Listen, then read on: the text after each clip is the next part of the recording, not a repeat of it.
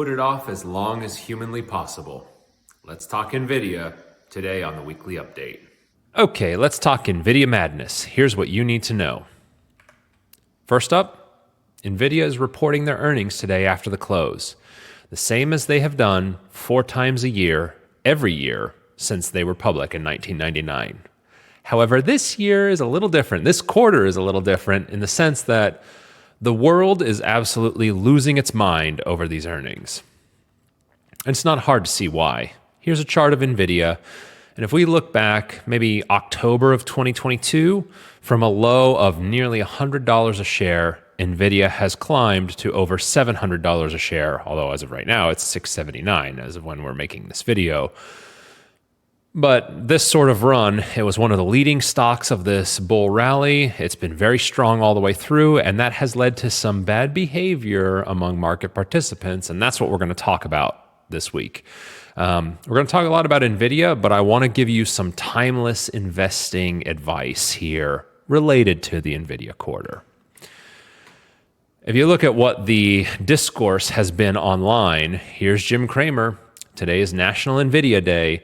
I want you to remember that Jensen Huang, that's the CEO of Nvidia, is not sitting there sweating the quarter. He has bigger things in mind. Here's Goldman Sachs. 2 years ago, the S&P energy sector was 5 times the size of Nvidia. Today, Nvidia is bigger than all the energy stocks in the S&P 500 combined. Goldman's trading desk has called Nvidia, the earnings due on Wednesday is such a big event that they have called Nvidia the most important stock on planet Earth. You can sort of see what's happening here. Here's Elon Musk. This was a couple days ago. This is him receiving the first delivery of an NVIDIA AI system at OpenAI many years ago. So NVIDIA is such a cool company now that we want to be seen purchasing NVIDIA products. Just being close to Jensen Huang, the CEO, or close to an NVIDIA AI server is now the cool thing to do, right? And here's something that's very not helpful. This is CNBC. This is the countdown to NVIDIA earnings. You might think this is like New Year's Eve. No, it is not. CNBC has a live countdown to NVIDIA's earnings. This is from last night. So what's happening here? If you just are passively consuming financial news, you might think that NVIDIA is holding up the entirety of the global economy. Nothing could be further from the truth. NVIDIA is important, but it's really on the fringes here. So where is all this hyperfixation coming from?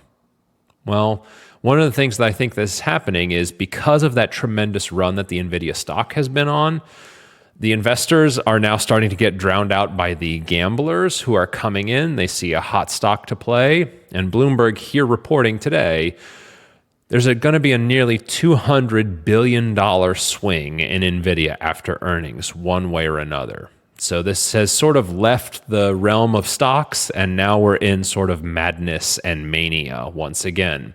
And one of my favorite things about finance is these things happen pretty reliably once every 2 years. We had a COVID mania. Then we had EV mania, we had numerous marijuana manias, now we've got an AI mania. And before that, there was a real estate mania, and before that, there was an internet mania, and there was a railroad mania, et cetera, et cetera. So we've got another one. This is just the most recent version of that. So what does this all mean? What does NVIDIA madness mean? Well, number one, the entire world is watching NVIDIA. Number two, this hyperfixation on quarterly numbers means that many people are overpositioned in the name. And I know people are over their skis in this name because it's the only stock that people want to talk to me about. I get plenty of emails every week about it. I've seen this before.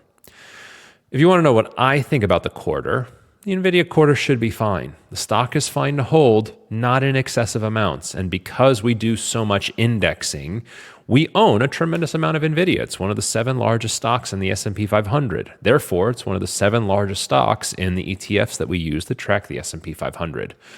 But you don't want to do this in excessive amounts. And I think on this quarter, the future guidance is really where the trouble may lie. So this quarter should be fine. It's what they tell us about the future. If there's going to be any danger, that's where it's going to be.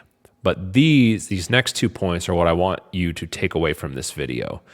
Generally, it's not good to try to trade around earnings, and generally, it's not a good idea to greatly overweight single stocks. And I think both of these things are happening in abundance, and that's really what Nvidia madness is about. Too many gamblers all piled into one name, too much positioning. So there you go. That's the news review. Assuming the world survives the Nvidia quarter, I'll see you this weekend for the markets review. See ya.